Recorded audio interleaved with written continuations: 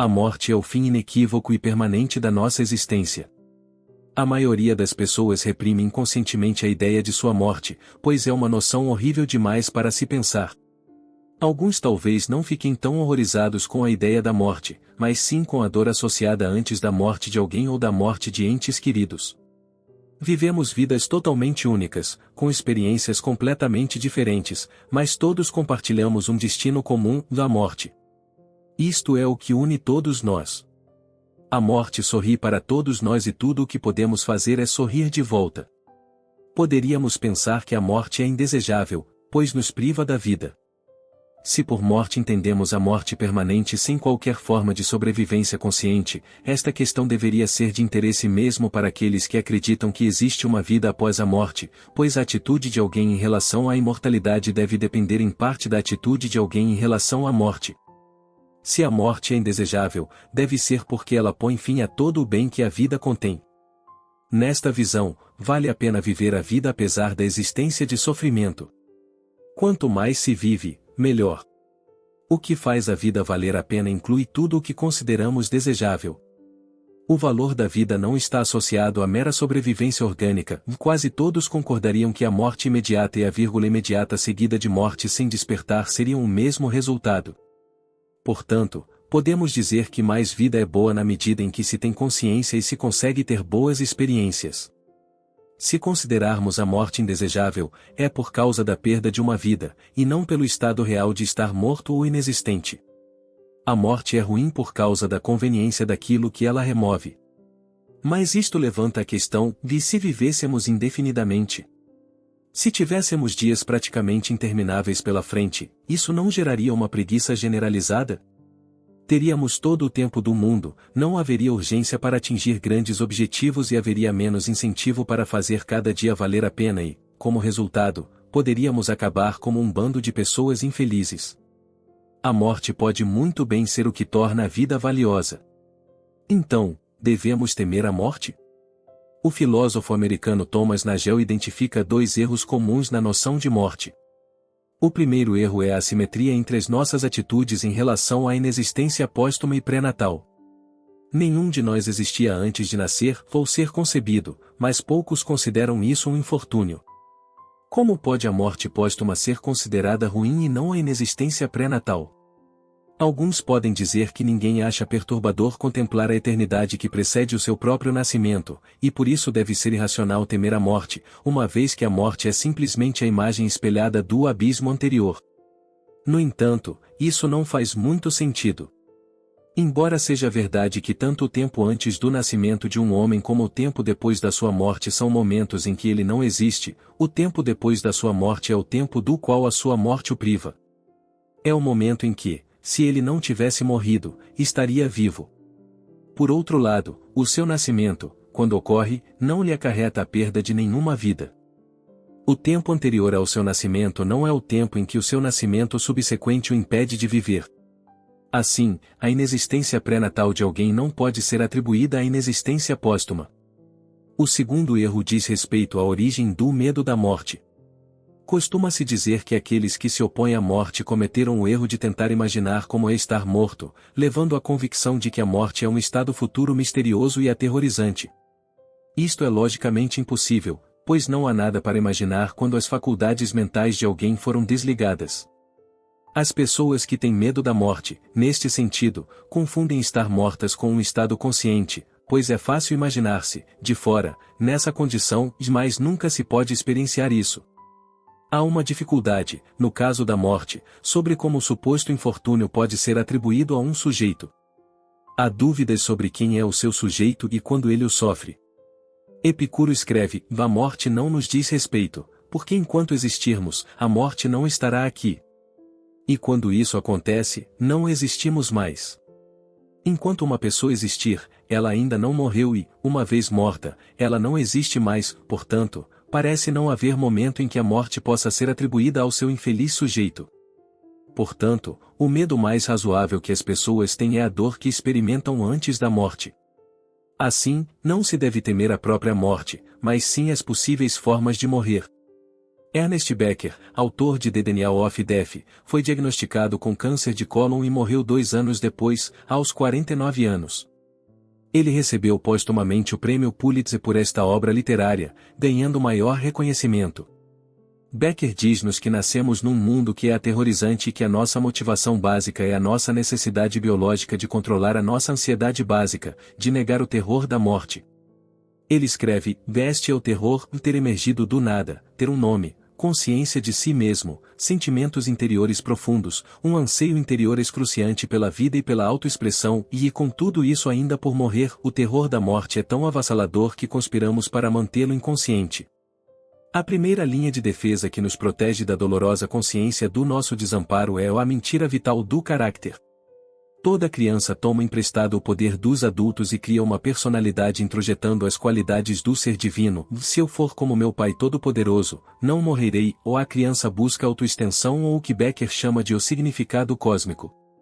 Isto expressa o destino trágico do homem, ele deve justificar-se desesperadamente como objeto de valor primário no universo, ele deve se destacar, ser um herói, dar a maior contribuição possível à vida mundial, mostrar que conta mais do que qualquer coisa ou pessoa. O problema do heroísmo é o problema central da vida humana. É a combinação do narcisismo organísmico e da necessidade básica de autoestima que cria uma criatura que deve sentir-se um objeto de valor primário, como condição de sua vida. Construímos armaduras de caráter que nos fazem sentir seguros e capazes de fingir que o mundo é administrável. Mas o preço que pagamos é alto, a vida nos escapa enquanto nos amontoamos dentro da fortaleza defendida do caráter. A ironia da condição do homem é que a necessidade mais profunda é estar livre da ansiedade da morte e da aniquilação, mas é a própria vida que o desperta, e por isso devemos evitar estar plenamente vivos. A sociedade fornece a segunda linha de defesa contra a nossa impotência natural, criando um sistema de heróis que nos permite acreditar que transcendemos a morte participando em algo de valor duradouro. Alcançamos a imortalidade ersatz sacrificando-nos para estabelecer uma família, para acumular fortuna, para escrever um livro e assim por diante. Dado que a principal tarefa da vida humana é tornar-se heróico e transcender a morte, cada cultura deve fornecer aos seus membros um intrincado sistema simbólico que é secretamente religioso. Nossos projetos heróicos são os meus deuses contra os seus deuses, meu projeto de imortalidade contra o seu projeto de imortalidade. O narcisismo básico do homem é o que mantém os homens marchando para o fogo a queima-roupa nas guerras, e no fundo, a pessoa não sente que vai morrer, apenas sente pena do homem que está ao seu lado. Becker nos aconselha a contemplar a morte. Cultivar a consciência da nossa morte leva à desilusão, à perda da armadura do caráter e a uma escolha consciente de resistir face ao terror. Este é o caminho do herói existencial, que difere da pessoa comum. Em vez de se esconder nas ilusões, ele vê sua impotência e vulnerabilidade. Vivendo com a consciência voluntária da morte, o indivíduo heróico pode escolher entre se desesperar ou dar um salto de fé. O homem não pode suportar a sua própria pequenez, a menos que consiga traduzi-la em significado no maior nível possível. Becker indica, no entanto, que a verdade sobre a necessidade de heroísmo não é fácil para ninguém admitir, e por isso disfarçamos a nossa luta acumulando números numa caderneta bancária para refletir privadamente o nosso sentido de valor heróico. Tornar-se consciente do que alguém está fazendo para conquistar seu sentimento de heroísmo é o principal problema autoanalítico da vida. Os estoicos, por outro lado, não acreditam no terror da morte. É um processo natural e não deve ser temido. Eles praticaram memento mori, meditar sobre a mortalidade, para lembrar que todos nós temos que morrer. Marco Aurélio escreve: pense em si mesmo como morto. Você viveu sua vida. Agora pegue o que sobrou e viva adequadamente. A morte permite viver plenamente a vida. Pois não é a morte que um homem deve temer, mas sim nunca começar a viver. Para os estoicos, a morte não causa ansiedade ou é emocionante, ela faz parte da natureza. Epicteto escreve: tenho que morrer.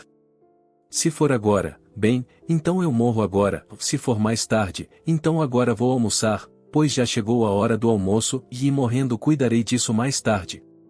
Se cada segundo conta como morrer, isso permite não considerar nada garantido nesta vida e mergulhar totalmente, tendo consciência de que a vida é temporal.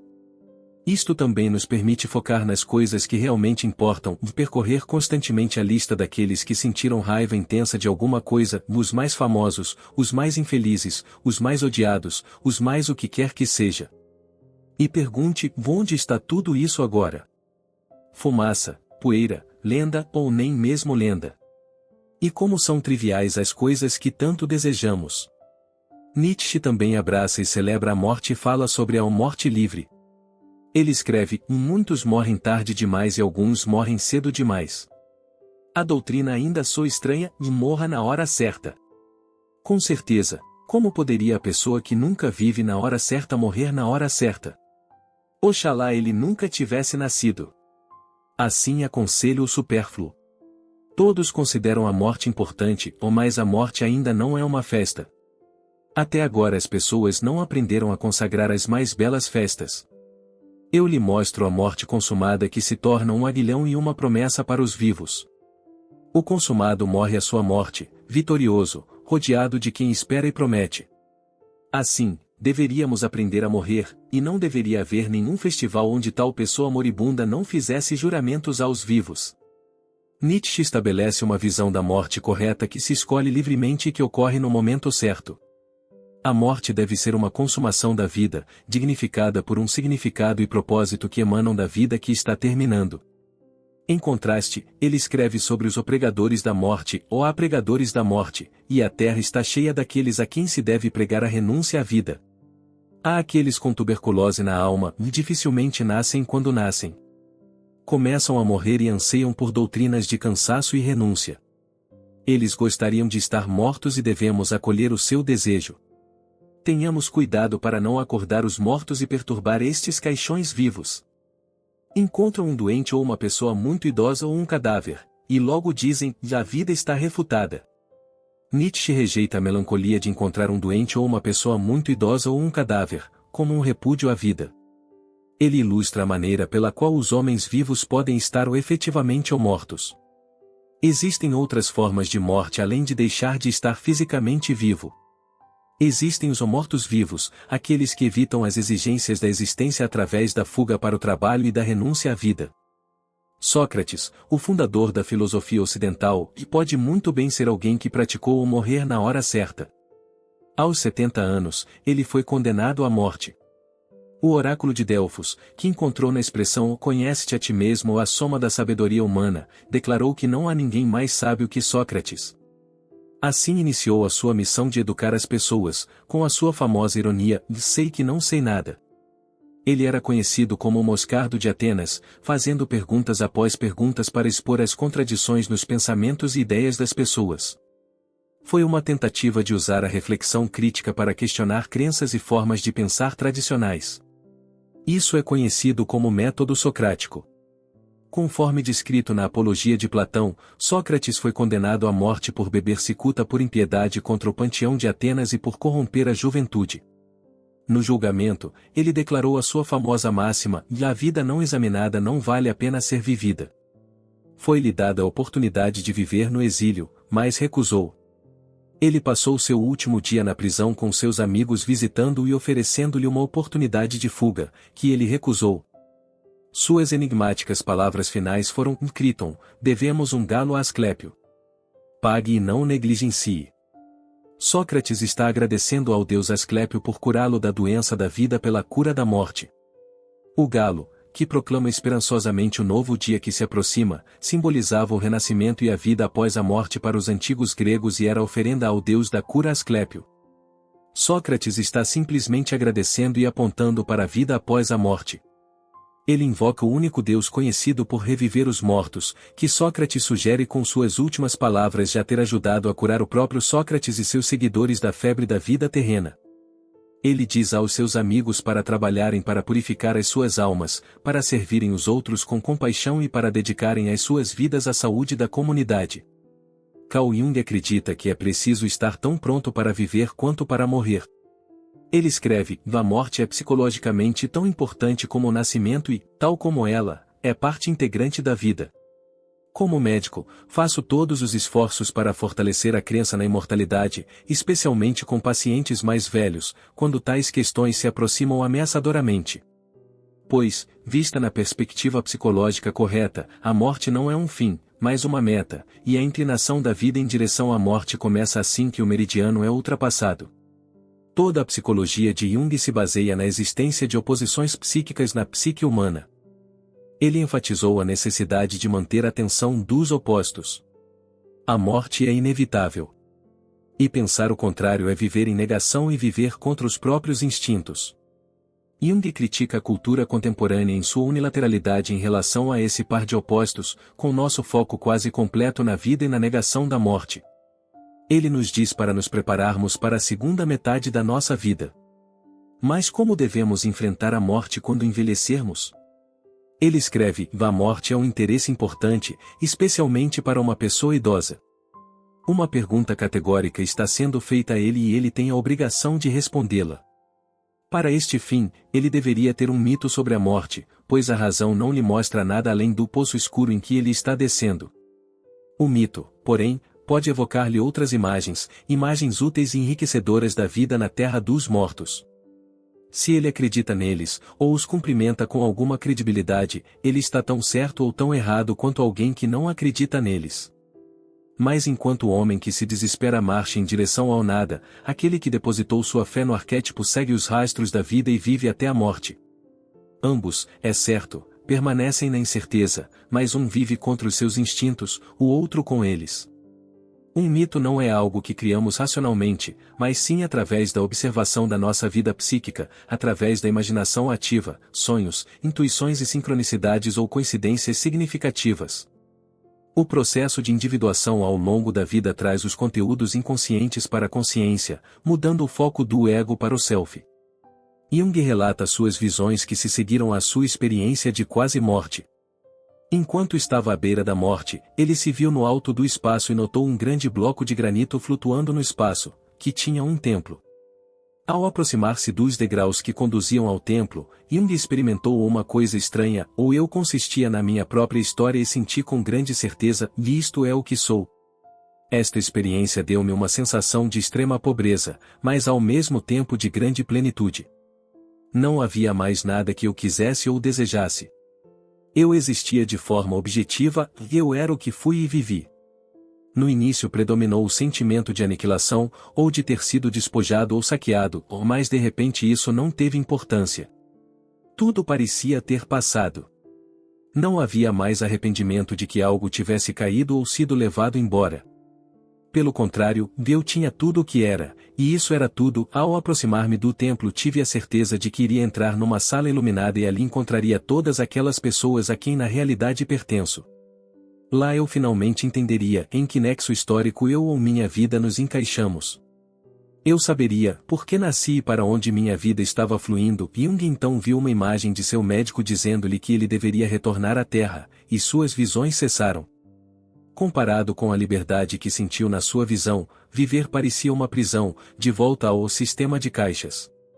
Durante o dia Jung ficava deprimido, porém, à noite era levado pelo êxtase, por visões que lhe proporcionavam a experiência de o odor da santidade, um pneuma de santidade inexprimível no quarto, cuja manifestação era o Mysterium Coniunctionis.